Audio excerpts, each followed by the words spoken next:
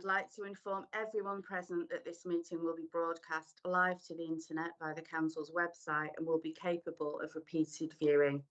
The images and sound recording may be used for training purposes within the Council. In order to ensure that the meeting is managed effectively, can everyone please keep to the following guidelines for speaking? Please use the raise your hand function to request to speak. Only speak when invited to do so by the chair. Please switch off your camera and microphone when not speaking, and remember to set your mobile phone to silent for the duration of the meeting. Any views expressed by any speaker in this meeting are the speaker's own, and they do not necessarily reflect the views of the Council. Please be aware that the webcast will continue to be streamed live 20 seconds after the close of the meeting. This is due to a time delay in transmitting live. Okay, thank you for that. So first item on the agenda, have we got any apologies for absence, Rachel? We have apologies from Councillor Groovy and Jill Cross. Okay, thank you very much. And the second item on the agenda, disclosures of interest on any matters before the committee. So firstly, disclosable pecuniary interests. Nothing, thank you. Any other interests? No, thank you. Third item on the agenda, we need to approve the minutes of the previous meeting. Has anyone got anything they want to raise about the previous minutes, or are we happy just to go straight to a proposer and a seconder? Do we have anyone to propose? I'll propose. Thanks, Stella. And anyone to second? I'll second. Thank you, Sally.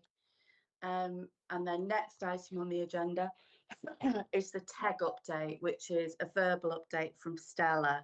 But before we do this, can I just say that this is Vicky, our head of assets, last meeting with us.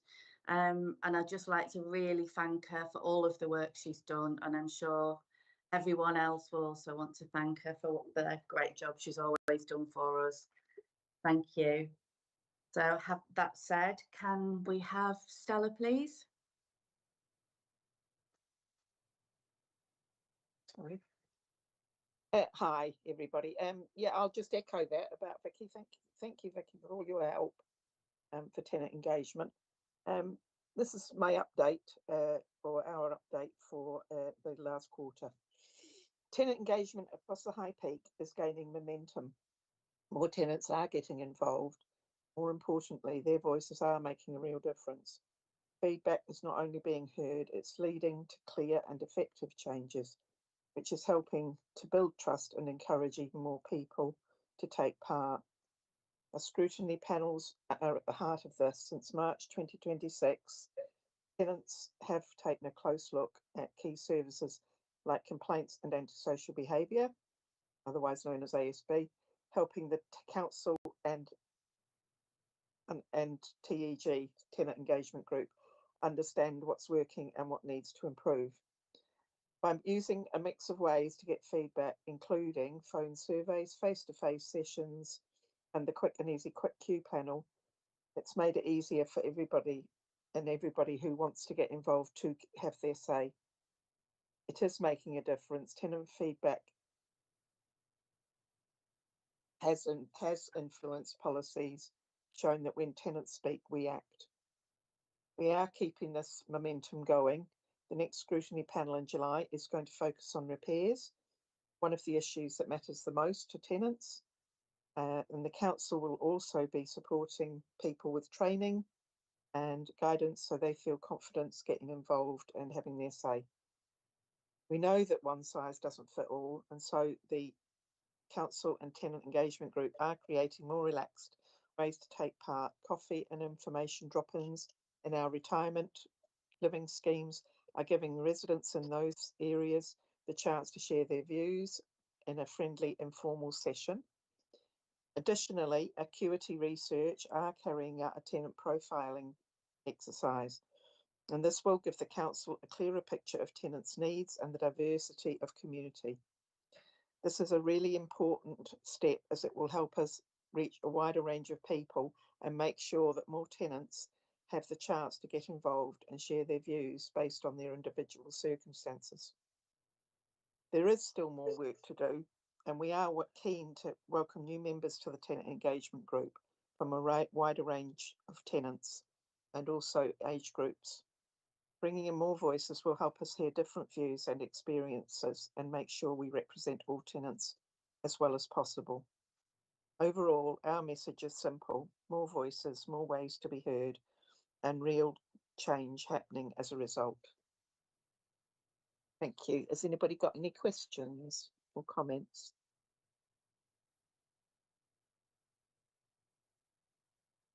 Nothing from anyone? Oh, thanks very much, Stella. Very succinct and eloquent as always. Next we have item 5, which is the tenant engagement activity update, and that's a verbal report from Maggie Nelson. Thank you, Chair. So just to give some information on what's been going on with tenant engagement and the various things that we've been introducing. So tenant engagement across High Peak continues to grow, as Stella has already just said, in both reach and also impact. And we have now clear evidence that tenant feedback is shaping our improvements in our service delivery. So the program that we've got in place is strengthening how tenants are involved in scrutinising our services and influencing the way that we deliver the service and how we interact with our tenants as well. So since March, as Stella has said, that we've had some scrutiny panels in place, tenant scrutiny panels.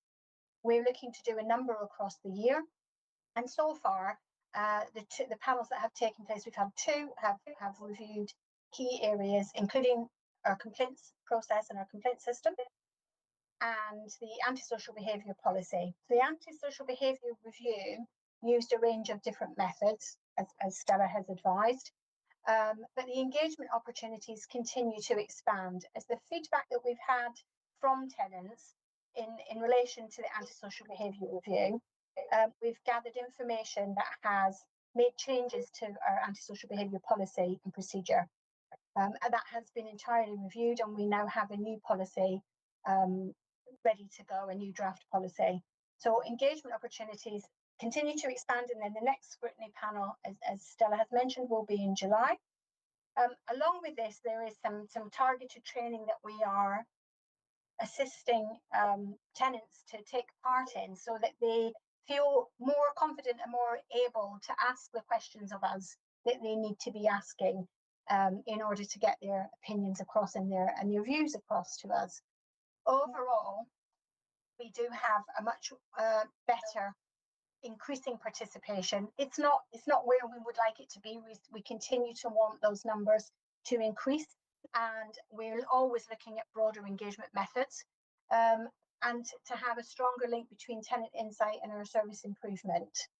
And what we are doing is looking at a number of ways of innovative methods of engaging with tenants, and that's an ongoing process, taking ideas from various places on different things that we can put in across the whole community to enable people from various backgrounds, various walks of life to be able to join in and put their information across and tell us what's going on for them and what is important to them, because everyone has a different view and everyone has a different experience, and we want to make sure that we gather all of that.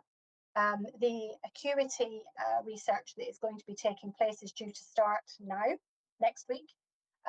We now have all of the questionnaire ready. We have reviewed that. That's been reviewed with the tenant engagement group, and they have had involvement in looking at those questions and providing their input to whether those questions are what we want to ask or whether they are appropriate for the information we're looking to gather. And then the acuity research will continue for a 12-week period ending in September. After that point, we will have a whole range of information that we will be able to utilise to further include and reach out to other all tenants of across the community, and get those people involved where they're able to be involved, so that we're getting a wider range of opinion, and we're reaching a far wider range of community in terms of household type and group. But it is really important that we do this exercise so that we're able to get as much information on tenants' needs, what their households are like in terms of their needs, and particularly especially in diverse needs. So it's really important for us to get this piece of work, and I'm really interested to see that we get that completed, and where that allows us to move forward with the increase of further tenant engagement. That's the end of my update on tenant engagement. Is there any questions, please? I have one question, if that's Sure. all right. Of course. Just with regard to the training, is that for residents, is that online or in person, and how are we communicating that that's available to tenants? Okay, so it's both. We're looking at all different types of methods of training, but so far we've had some scrutiny training that's taken place, and we are also looking at other ways that we can have other pieces of work with the TPAS group, which is the tenant engagement group, and they provide a whole range of training. So we're keeping our eye on what's coming up there. Some of that training is likely to be online, some of it will be in person, but that will depend on the various tenants who are interested in the training and what they're able to do. Yeah, and a mix is good as well, isn't it? Yeah, absolutely, yes. Has anyone got any questions for Maggie on the TEG update? No? Okay, thanks very much. Thank you. So thanks Maggie. Next item on the agenda is the antisocial behaviour policy, hate policy and neighbourhood management policy. And we've got Sharon to lead on. Thank you, Chair. Thank you, Thanks, Chair. Sharon. Yes. Right, so obviously I'm just going to give an update, an overview of the policies. As the Chair referred to, it's the antisocial behaviour policy, the hate policy and the neighbourhood management policy. So these policies are designed to meet our regulatory and legal requirements, including the neighbourhood and community standards of the Regulator of Social Housing Consumer Standards and the recommendations made in the Housing Ombudsman Spotlight Report, A Time to Be Heard. They provide a framework for preventing and resolving nuisance behaviour. They protect residents' rights to feel safe, and it's an outlined structural steps for early intervention, dispute resolution and enforcement. It also promotes partnership working. The antisocial behaviour policy, this policy ensures that we fully investigate reports of ASB, implementing actions which are proportionate against those that are committing ASB. Where possible, we will use early intervention. So, for example, verbal and written warnings, words of advice, mediation, if that's deemed appropriate. We'll also be using a good neighbourhood agreement. So we'll be using this where there is reports of nuisance, but also for new tenants to sign. If appropriate, however, we will consider the use of injunctions and we will apply for possession of a property if that's deemed appropriate. This policy will remain responsive to emerging legislation, including the Crime and Policing Act 2026, which received royal assent in April. So it's obviously a recent piece of legislation. And we have made reference to this piece of legislation in the policy and new enforcement actions that we will be able to take as a social landlord.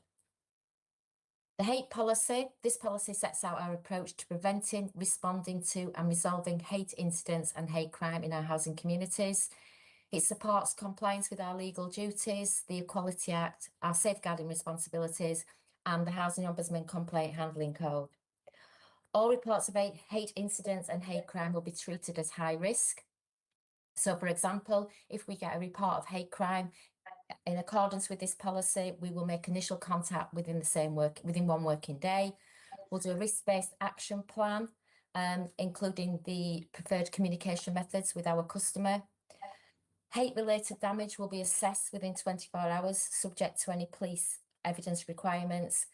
And we will also consider if somebody needs rehousing in line with our allocations policy. I think what's also important to know is where there is a report of antisocial behaviour or hate crime or hate incidents, and the reporter has left the property, it will not preclude us from taking proportionate action against the perpetrator.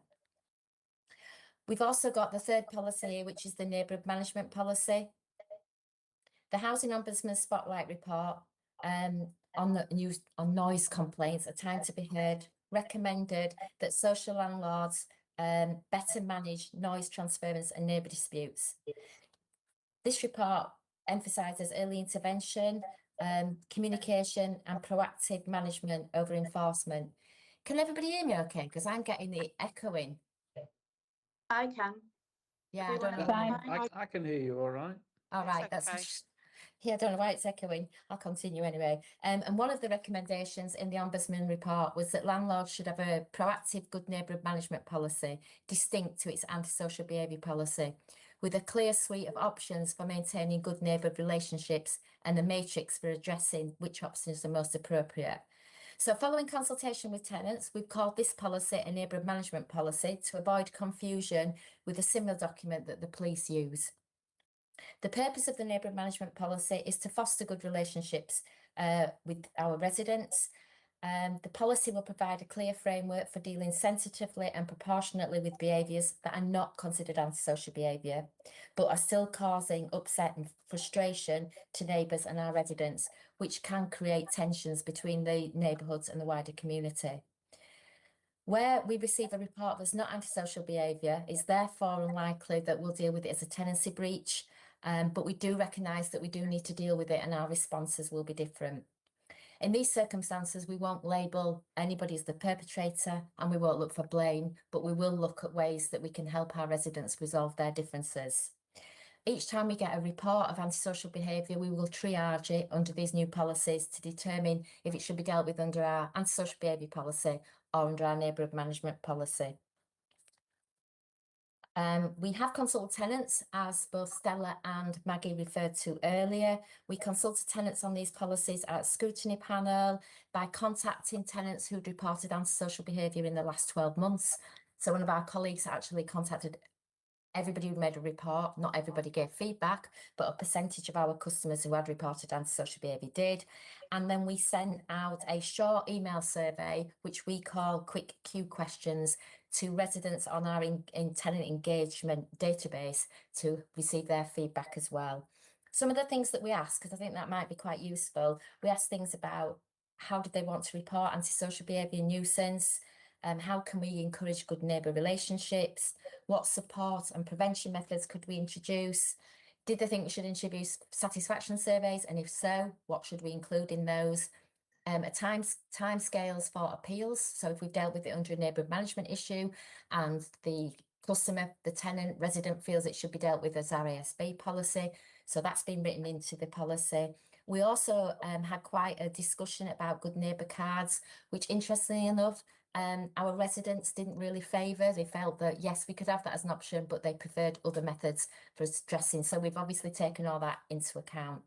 Also included in the pack today is a You Said We Did antisocial behaviour consultation document. I thought that was really important to include because it shows some of the changes that we've already made or we are going to make as a result of the tenant feedback.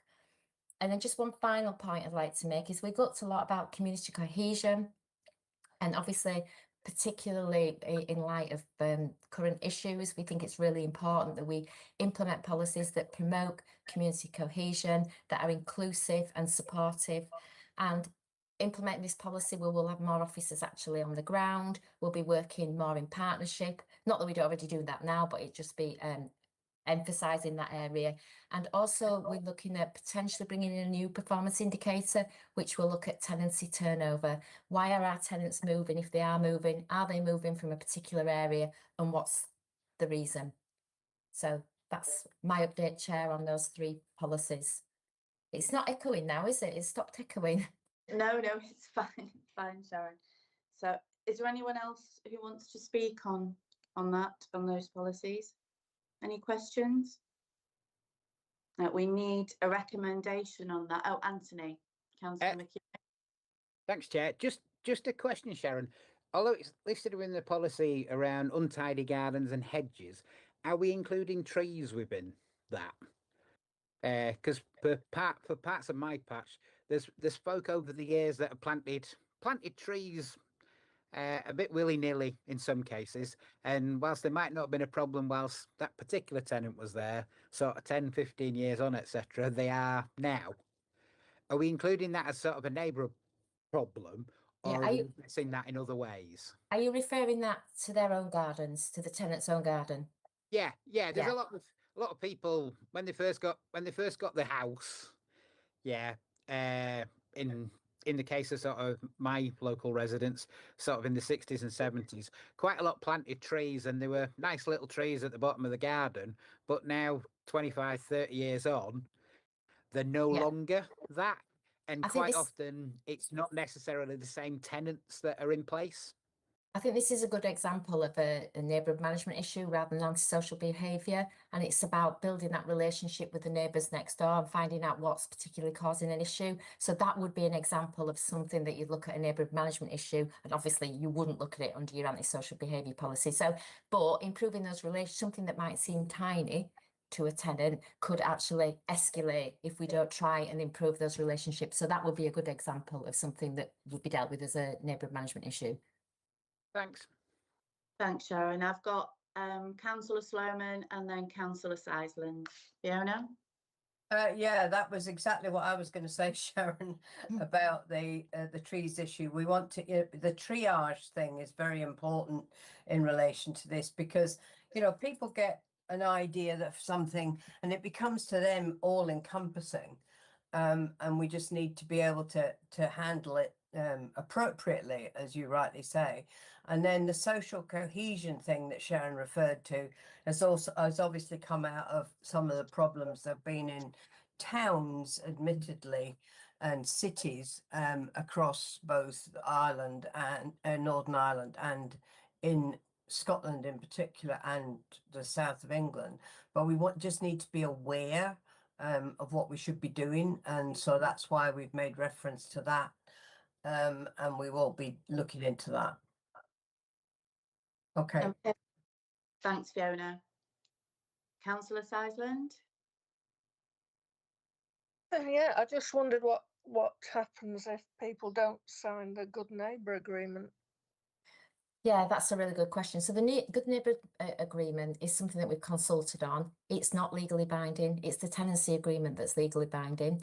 It's more there to encourage people to behave in a manner that we'd all want our neighbours to behave in.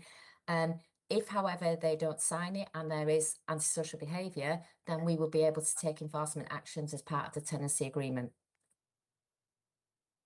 Because the tenancy agreement would be a legally binding document. Thank you. Thanks very much, Sharon. So we need a recommendation on this. Is anyone happy to propose and second? I'll propose. Thanks, Stella. And we've got Councillor Clark as well to second. Thanks very much. Sorry, Councillor Clark can't second. It needs to be a member of the board, please. Oh, right. Okay, sorry. Anyone else who's a member of the board?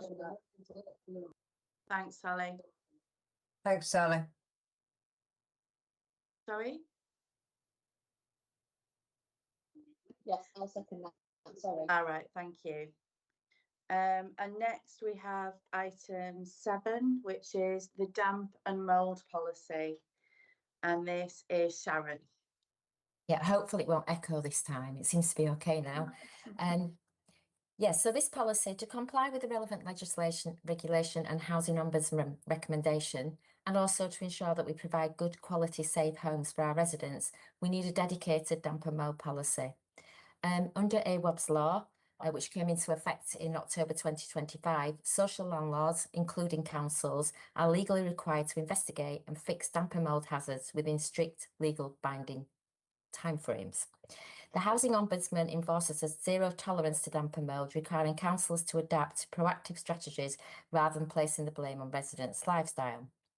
So we have already written this policy. We also got, as part of this policy, a triage form, and that's because we recognise from the guidance that we've read around health and safety rating system is that young people under the age of 14 or elderly or those with a medical condition, for example, problems with breathing, are more likely to suffer from damp and mould. So as part of the policy and as part of the triage form that's been shared today, we will look at giving priority to any household members who are vulnerable.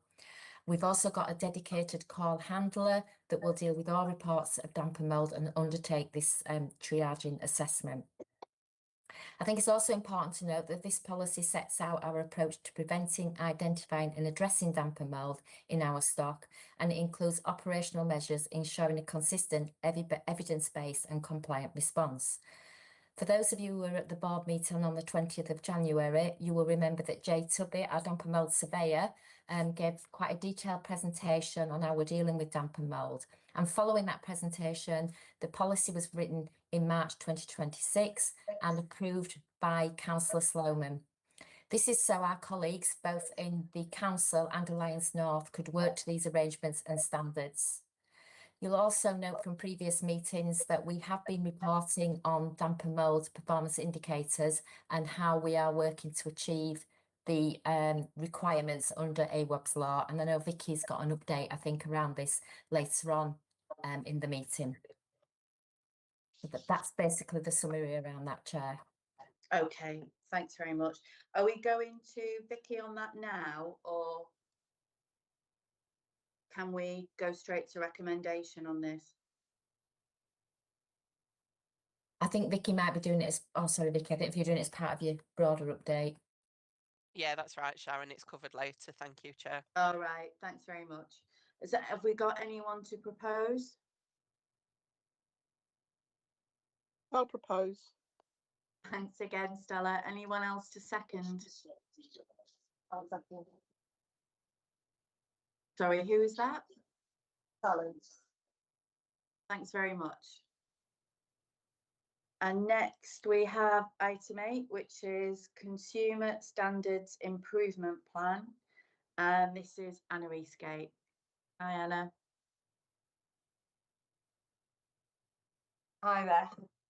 That's great. Are we sharing the presentation, Rachel, or am I just going to run through it out of the agenda? It's in the agenda pack, isn't it?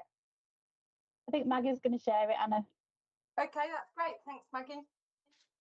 Okay, thanks, members. So Martin sends his apologies today. He's gone for some much needed annual leave. So unfortunately, you get me as the stand-in.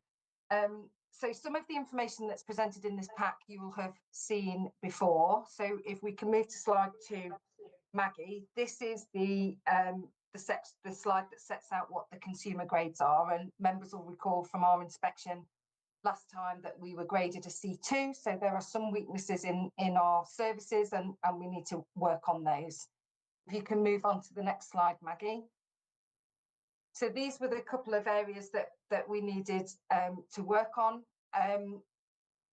So there weren't any that were requiring urgent action under neighbourhood and community standard and the tenancy standard, but there were some elements around our asset condition and our asset work, as well as our neighbourhood engagement work. So we worked together to produce a plan in relation to that. So if we move on to the next slide. So slide 4 sets out the areas and the actions that we've identified for improvement. So there are now 76 actions. We've increased that by a further 2 that we've identified. One relates to a system called True Compliance, and that is around how we manage our stock and our compliance elements for our housing stock to improve our standards. And Vicky will be able to provide some more information in relation to that. And the other element related to an internal audit of our key performance information. And I'm advised by colleagues in our audit service that exercise is nearing completion, and we'll be able to report on that at a future meeting. But we continue to work around those other key action areas, making progress as quickly and as efficiently as we can. Maggie, next slide, please. I sound like Chris Whitty, don't I? It's coming back. Slide 5. So this is the action status by various work areas. So you can see the 6 areas there.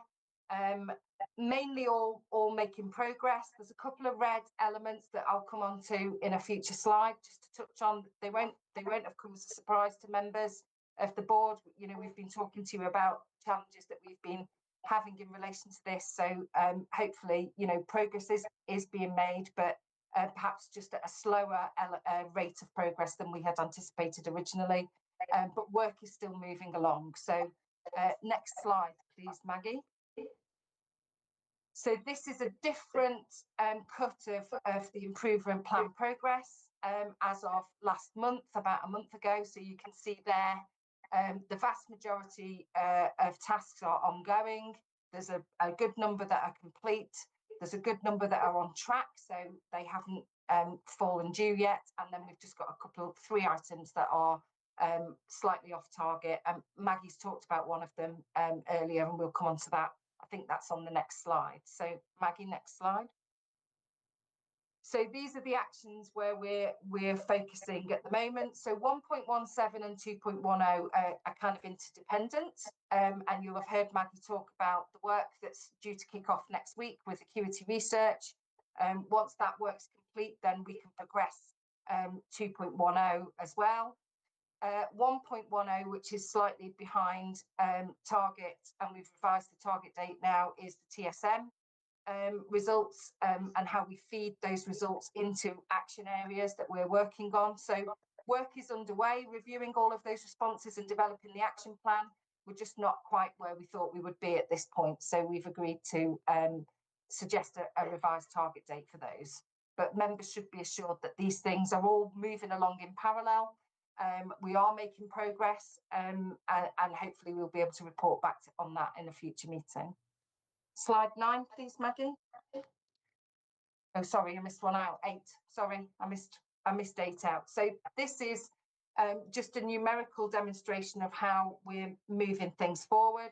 So those 3 items that we've reported on that are over target, 10 items that are on track, not yet due, 23 items completed, and you can see the progress that we've made since the last meeting. You know, we're moving that forward. And then things that have been started but they're ongoing, you know, we're starting more and making progress. So as soon as we kind of manage to get other things ticked off, we can then start focusing resource and attention on those other things to start accelerating. So we are definitely moving in the right direction. Slide 9, Maggie, thanks. So this is the update on actions from the last quarter. So Maggie's touched on the elements that are set out in that slide, but if you've got any further questions as a consequence of that slide, I understand there's a lot of information on there. So you know, if members do have questions, then feel free to get in touch and we can progress a response for you. But yeah, be assured that they are moving in the right direction. Slide 11, Maggie. Again, you know, these are just those updates on actions from the last quarter, and you know, we are very much moving forward. Slide 12. So this is quite important because these are elements that we're going to bring back to future Housing Board meetings and we'll be reporting to you on. So priorities for the next quarter relate to that tenant engagement work that we've talked about, making sure we move forward with that and really embed those practices and processes that we've introduced. We've heard about the Acuity survey for the equitable, diverse and inclusion services. So that's something that we'll be reporting back to you on at a future meeting. Service and performance information is something that we will always bring to this meeting for scrutiny. That's something that we need to do. And then Maggie's already touched on our complaints and the work that we do with the customer services team, you know, to constantly evolve, address, you know, refresh, revise our processes and procedures to make those improvements based on the feedback that we receive. Next slide. Is that the last one? So I think a couple of things that we're preparing on for the next phase that we need to just touch on, and I know Vicky's going to talk about it. So AWAB's Law, phase 2 of AWAB's Law is something that's high on our agenda to make sure that we're prepared and we're ready. And we're also commissioning a deep dive into our repairs service to understand how we can make better improvements and efficiencies there and get better outcomes for our tenants in terms of that. So that's pretty much it. If anybody's got any questions, happy to take questions, but I might need some help from professional officers that are closer to the detail on this than I am.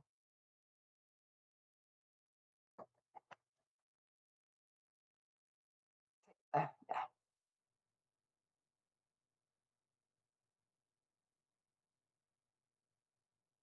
No questions. Sorry, Chair, Councillor, you're on mute. Sorry, so no questions. Thanks very much, Anna. Great, thank you. So next we have item 9, which is the rent income feedback, and that's Maggie Nelson again. Thanks, Maggie. Thank you. So I just wanted to give a bit of an update on the progress of the rent income and the performance that they've delivered over the last year. So the rent collection performance remains really strong, with 99.43% collected in 2025-26, which exceeds the 98.5% target that we have set. And it has therefore improved on last year's target, which was 98.84. So not only have we exceeded the target, but we've improved on last year, that also exceeded the target. So this continues on an 8-year continuous record of meeting rent collection targets, and reflects a consistent and effective income management approach to the way in which we collect our rent in and manage the income. Performance against arrears measures are also strong, with the current tenant arrears at just 0.41% of debit due.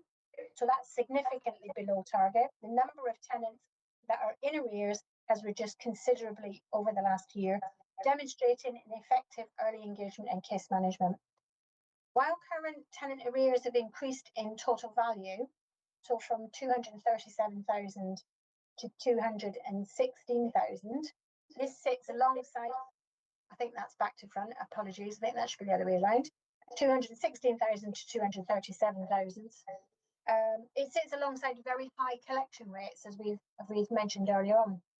And it is reflective of wider financial pressures across households in general, with economic issues and people struggling economically. It's encouraging, though, that former tenant arrears have reduced significantly. So from 67,000 to 53,000, which demonstrates a continued success in the way that we deliver our debt recovery and assist people that are finding themselves in a situation where they're starting to get into rent arrears. We have a strong preventative approach, which underpins this performance, with a focus on early support, tailored payment arrangements, and partnership working. Enforcement action is very low, with only 6 repossession applications and 3 evictions across the whole year. And that's a reflection of the preventative work and the support that is provided by the rent collection team. Additional support has actually been provided through the Household Support Fund, and the rent income team have assisted 267 households across the previous year. The high levels of collection and the improved arrears recovery shows a strong and proactive service, who display a clear focus on providing early support to help sustain tenancies. And that is the update complete. Does anyone have any questions? I can't see any hands there for you, Maggie. Okay. Oh, Fiona. Okay. I just wanted to say well done. I think you know, the people that the rents team, yourself and everyone, that you should be proud. It's really good. I mean, and I'm so delighted that the enforcement actions are so low. Yes, because that does makes a big difference to me in dealing with some of the queries that we get. So thanks a lot to the rents team. And will you pass that on to them, Maggie? Of course I will. Absolutely, I will. Yes. And yourself, of course. Thank you. Yeah. Right. Thanks for that, Fiona. Anna?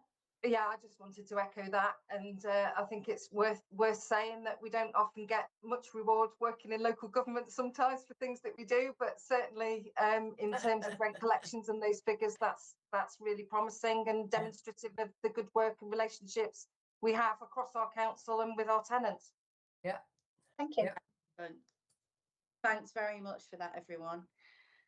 Right, next we have Chair, there's a comment from Sally in the chat. Oh yes, there is. Let me see. Sorry. Just saying, sorry, no voice, but this shows an excellent approach with tenants who may be struggling. Yeah, very, very well said. Thank you. Yeah. So next, the last item on the agenda is performance information, and this is going to be in Yeah. 2 parts. Yeah. For the first part, we've got Maggie, and then Vicky in her final contribution will be covering the repairs compliance. So Maggie first. Yes, thank you. So I'm looking to cover in this update antisocial behaviour as a summary for the board, because I'm conscious of the fact that in the last board meeting we talked about this and I highlighted some elements of that there, but I think it's important to talk about this again in this board meeting on when we look at the fact that we now have a very new antisocial behaviour policy brought forward by Sharon, and obviously that we're looking for that to be approved. But I thought this related very well to that directly. So I wanted to report on that and say that antisocial behaviour activity, it remains manageable, and it remained manageable over the year, with 109 cases reported across 25-26. 101 of those cases have been closed through the work that has happened and the involvement and the conversations that take place, and only 8 cases remain open at the end of the year, which I think indicates a strong case resolution performance. You know, it means that there's a lot of work happening there to relieve the various issues that are happening and to try to improve the situation where we have antisocial behaviour being an issue. Incidents were most concentrated in the Glossop, Tintwistle, Hadfield and Padfield areas, and they make up 44% of all antisocial behaviour cases. As previously reported, noise-related antisocial behaviour, which Sharon has previously mentioned would be more or less moving forward, would be part of the neighbourhood management policy as opposed to considered ASB, continues to be the most common issue of nuisance, if you want to call it that, followed by aggressive behaviour. There's no hate crime reported, and we've not had any domestic abuse cases reported during that period. A range of interventions has been used to address antisocial behaviour, where we've managed to close the 101 cases, and that's included home visits. We've offered mediation to tenants where there's been dispute between tenants. In some instances, we have had to issue warning letters, and of course, partnership working with other agencies such as the police, social care, and sometimes even the RSPCA come into play there. And this reflects a proactive and proportionate approach to case management and how we, what methods we use to deal with different situations effectively. The high closure rate of cases alongside the number of low cases remaining open would suggest that the delivery of effective resolutions are really good and really effective. However, the concentration of cases in specific areas and the higher numbers of noise complaints highlights the need for targeted early intervention and also prevention work to reduce the repeat demand and improve the community outcomes. The recent review of the antisocial behaviour policy, as has been previously mentioned, alongside the new neighbourhood management policy, is anticipated to provide a strong foundation for further improvement, supporting a more consistent and preventative approach going forward. So overall, the performance demonstrates effective case handling with a focus on early intervention and opportunities taken to continue targeting high demand areas and prevalent case types, such as noise, for example.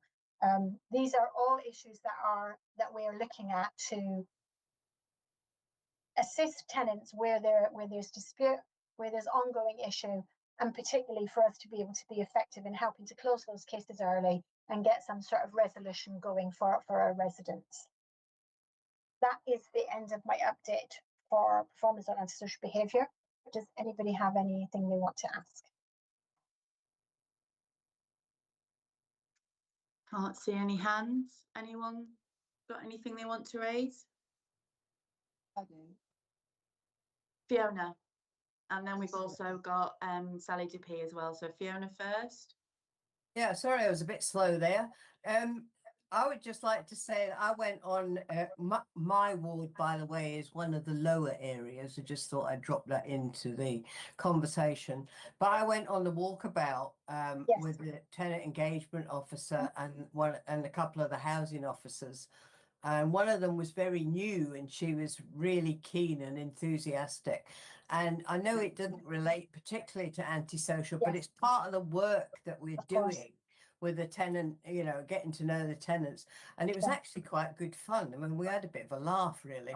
And I would encourage other councillors when they come up in their areas for them to at least go on one or two of the walks, you know. Yeah. I mean, you get route marched round, but that's fine. But it was very, very helpful. And I think it's a good initiative. So I think it sort of relates into what you're saying, Maggie, as Yeah. well. It So- does, because I think, you know, there's visibility there then, isn't there? You know, Yeah. our tenants see our officers, our councillors out there. Yeah, You know, and yeah. when we're visible, we're able to be spoken to, and we're able to, you know, That's take right. on board whatever concerns they've got. Yeah, Thank absolutely. you. Yeah, thanks for that, Maggie. It's also quite relational, isn't it? It puts a friendly face to the Yeah. person Indeed. on the other Yeah, end of the phone. Absolutely, yeah. Sally to P, Sally? I was just going to say that closure rate is absolutely fantastic. You know, It when is. you're dealing with residents and emotive issues, Yeah. specifically, you know, antisocial behaviour or nuisance noise behaviour, it like I say, it's really emotive. So to have that closure rate is a Yeah. real achievement. So you know, I just wanted to say well done to the team Thank because you. you know that's fantastic. Is there any correlation with regards to, you were saying about area specific the incident? Are they multiple reports about similar people, or is it individual reports about lots of different people? I'm just wondering if there's a specific neighbour that is causing an issue and how that would be dealt with. Sometimes it's a bit of both, to be honest. Sometimes it can be a repeat. Those are few, I hasten to add. We don't get that many that are repeat issues, fortunately, because that makes it easier to deal with. But mostly it's a single issue, and then it's about us looking at, you know, the ways that we can. What's the best way to deal with this? What can we offer as a solution? How do we get involved and be visible to both parties where there's an issue? You know. Okay. Brilliant. That makes it even more impressive if you're actually dealing with those 100 cases that you close, and they're all individual cases. So, you know, hats off to everybody and well done for all the hard work. Thank you. I'll pass that on to the team. Thank you very much. Yeah, well said. Thanks very much for that, Sally. And the next part is Vicky Mitchell on repairs and compliance.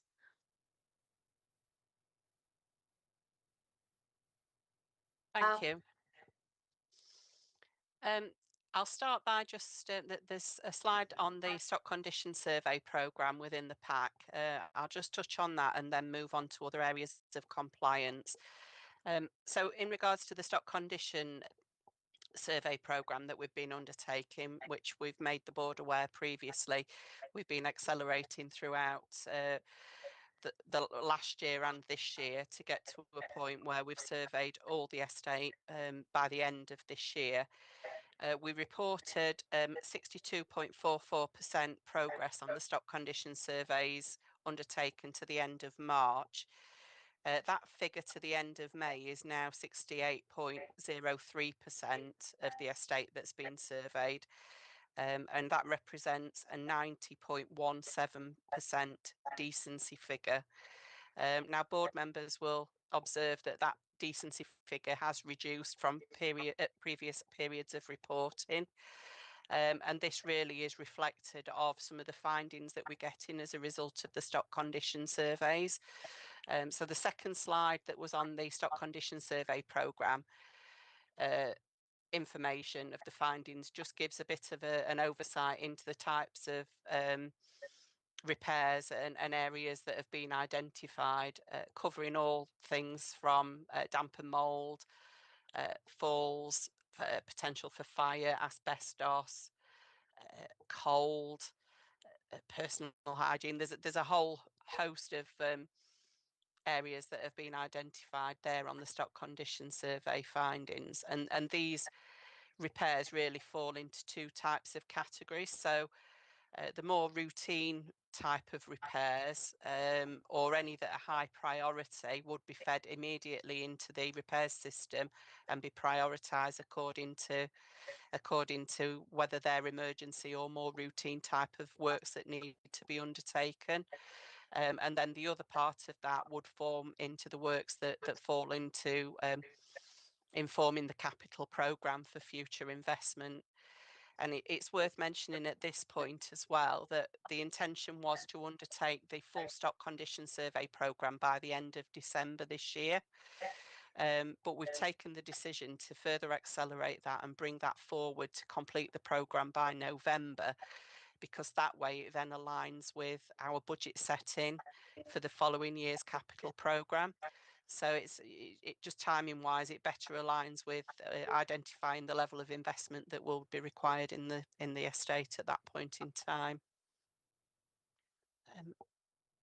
Are there any questions on the decency and stock condition surveys? And if not, I'll move on to the other areas of compliance.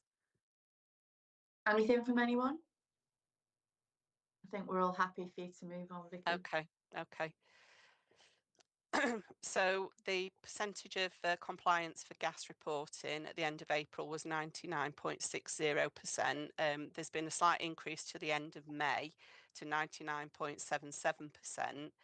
And that actually represents a reduction in overdue cases there, or overdue inspections. So it was 14 at the end of April. There are now 8 that are overdue. 6 of these are less than 3 months. One of them is 3 to 6 months, and one of them is an access issue that's been going on for 12 months or more. So clearly that one is a priority. And I know we've spoken before about in the board meeting about injunctions and need to escalate these no access for safety issues such as gas and electrical. So that's probably something to cover in more detail at a later board meeting, but it does identify the progress that's been made with gas. I'll move on to electric, and there was actually a supplementary briefing note paper that was added. I don't know if members have had a chance to review that, but you will notice that the electrical compliance figure has reduced, and we're now at an 87% compliance up to the period up to the 12th of June.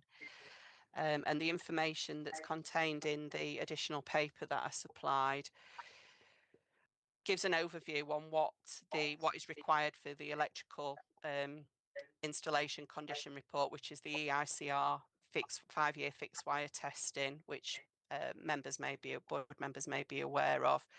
But it involves the testing of the fixed electrical installations that include wiring sockets, consumer units and other permanent electrical components. So a qualified person or contractor goes in and undertakes the inspection to determine whether those elements are safe for continued use. And that's over a period of as I say, a 5-year inspection of those items. As a result, any areas of non-compliance and any remedial works are identified as a result of that inspection. So there's a section in that briefing paper about why that's important for social landlords and councils in England, and it's obviously around demonstrating electrical safety duties, demonstrating that we're meeting guidance, and also ensuring that our properties are safe and fit for purpose. So where an EICR identifies potentially dangerous conditions or the need for further inspection, the remedial actions fall into essentially three categories.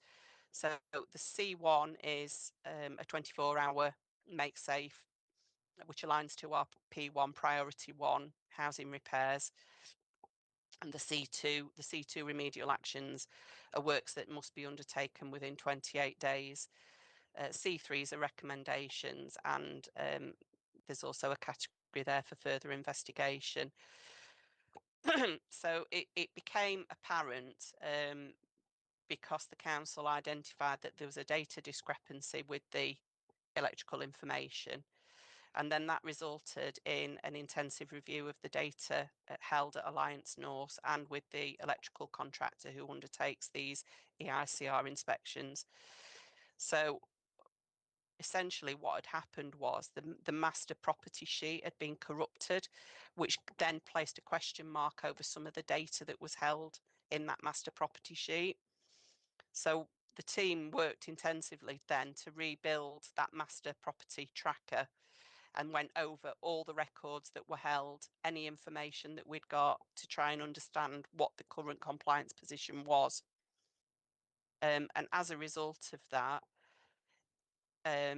we're in a position as of this was the 3rd of June, this position was reported that we were 98, keep getting them the wrong way round, 89% compliant on the 5-year fixed wire testing. So that actually, as a breakdown, represents that we've got 496 properties that are non-compliant. So that 496 aligns to that 87%. So minor works not carried out within 28 days was 275. Number of overdue sites 150. And then we also found that there were 71 properties where we'd got no record of testing. Now, I will caveat that by saying that's not to say they haven't been tested. It's to say that as a result of this piece of work that was undertaken, we couldn't locate the certificates. So as a precautionary measure, we will ensure that these properties are included within this backlog programme. So we've got 197 properties on the backlog programme that have got the C2 remedial repairs that I mentioned, which are the ones that should be undertaken within 28 days. Excuse me. And a 12-week accelerated programme's been put together and agreed with the contractor, and also bringing in additional resources within Alliance North, in-house electricians, to escalate and bring back to a period to a position of full compliance within a 12-week period, which essentially will be the end of August. A number of these 197 C2 remedial properties that I've mentioned are jobs like a replacement consumer unit, as I mentioned, as one of the items that may come under a C2 remedial job. So we're monitoring the progress to ensure that we do get towards a position of full compliance by the end of August. As to say, we're bringing in additional resources to ensure that that does happen. And if necessary and where appropriate, we may outsource the work to other contractors to ensure that we do meet that deadline. Excuse me. Anna mentioned in her update earlier in the presentation around the introduction of True Compliance. Now, True Compliance is a cloud-based system that brings together all the compliance data into one platform. So the gas module for this is a system that Alliance North have bought in, so that the compliance data can be uploaded, and then we've got this on an online platform to be able to access all areas of compliance. So the gas module has gone live this month. The electrical module will be launched by the end of July. That's currently in final stages of testing.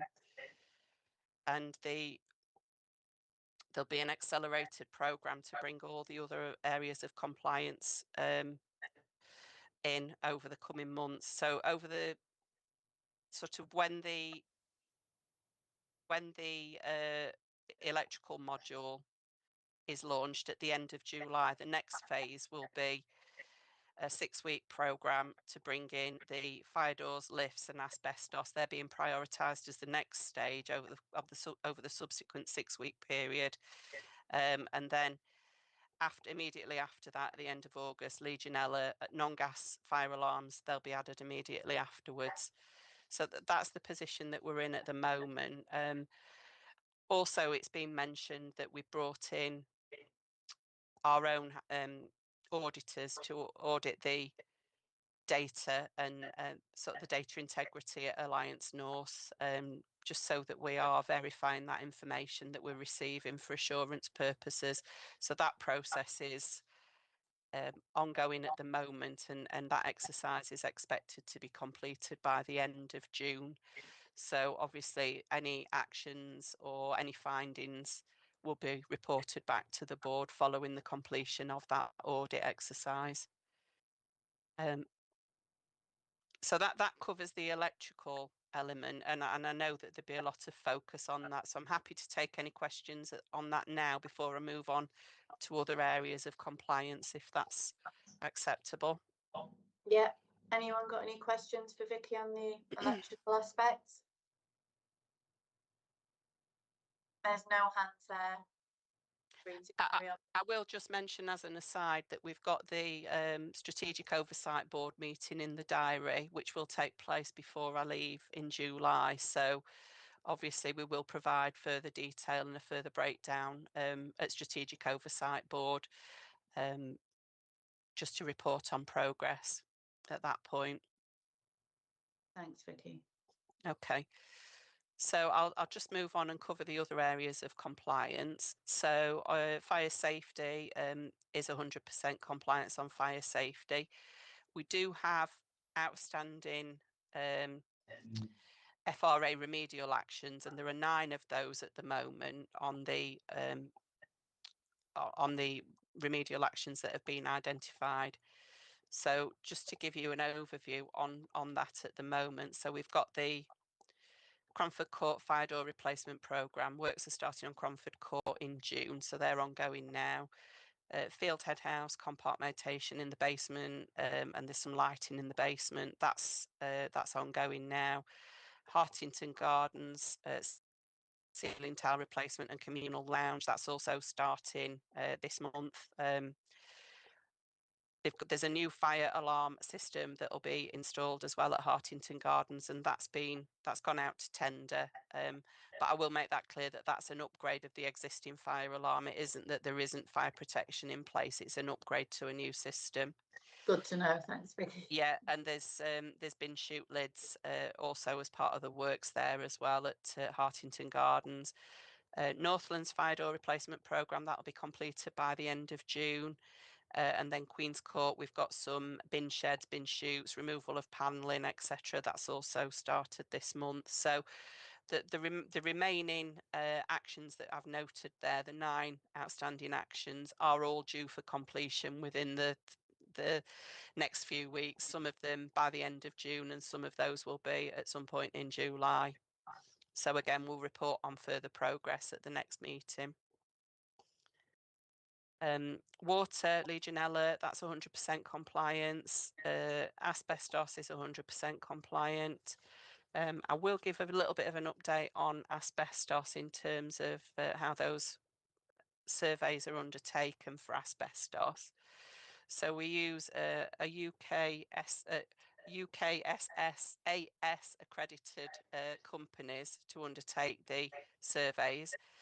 They're re-inspected every 12 months to the communal areas, and that comprises of the 60 blocks that we've got with communal areas. So during June, we've started to prepare the asbestos management plans for all sheltered schemes and communal blocks. All schemes will have new management surveys, a separate register and management plans. And the reason that we're doing this is we're aligning to HSE guidance and best practice. So it's just an improved process that we're putting in place, and that will ensure that the plans that we've got will highlight any remedial actions that are required to these properties, so that we can successfully track and sign them off in accordance with the recommendations from the asbestos surveyor.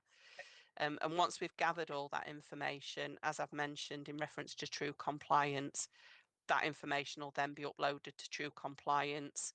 So that will all be in there, so that any planned year, any re-inspections and remedial actions can all be tracked in true compliance. So we've got all the dates in there, and certificates, etc. will be uploaded into true compliance as well.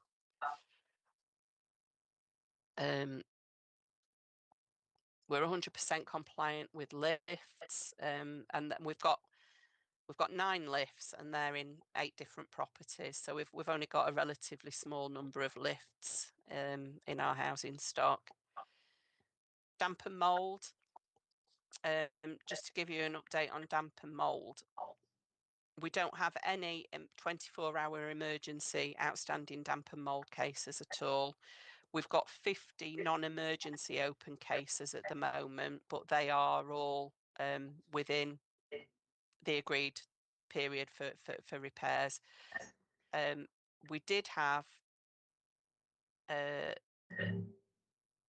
to the end of May, the percentage of standard investigations, and this aligns to the introduction of AWAB's law, percentage of standard investigations completed within 10 days of the tenant reporting. The target for that is 100%, and we achieved 94%.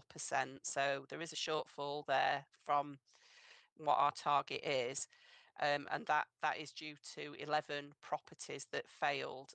3 of those were due to no access, so we weren't able to get into those properties. But those access has been replanned so that we can get in and undertake the work. And the other 8 were triaged, but tenants actually requested dates after the 10-day period. So it's not through us not being, not failing to turn up or failing to be there within time. It's due to the other reasons that I've mentioned. And then on the repairs, I just advise that there are no emergency overdue repairs, and the work in progress numbers are in the report there for board members to see. So these are works that are sort of booked, either booked in or planned works that will be taking place, etc. And I will come on and just mention about repairs as well. So we're improving the reporting for the repairs side of things, so that rather than reporting the priority 1 to priority 5 coding that we report currently, and that's outlined within the damp and mould policy, the 5 categorizations of our repairs, we're going to further break that down to provide details on category 1 and category 2 HHSRS hazards, the nature of those hazards, how long those repairs remained open, and what the actions were. So it gives a better picture in terms of how we're responding to those HHSRS hazards, rather than just reporting that we don't have any that are open at the moment. It gives you the fuller picture in terms of how many of those, were potentially emergency repairs that needed to be undertaken quickly. And I think that covers my area of the report. If anyone's got any questions, I'd be happy to take those. Any questions for Vicky from anyone? That was a massive amount of information. Thanks, Vicky. Sorry. So detailed. No, that was great. That was great. And thanks for everything you've done as well. Thank you. Has anyone else got any questions or anything? If not, we can close the meeting. Thank everybody for attending. Chair, there is a hand up. Jane? Hi, Chair. I just wanted to thank you for letting me observe your meeting. Very grateful. That's our pleasure. Thank you. Thanks for coming along. Thank you. Okay, everyone, thanks very much. I've got the next meeting as 26th of May. So not May, sorry, March. Is that right? No, we're in June already. September, Chair. September. September, 1st right. of September. 30th of September. Thank you very much. We'll take the first offer if that's okay. Sorry about that. All right. Thanks very much, everyone. Good night. Good night, all. Thank you. Good night. Thank you, everyone. So, good night. Good night.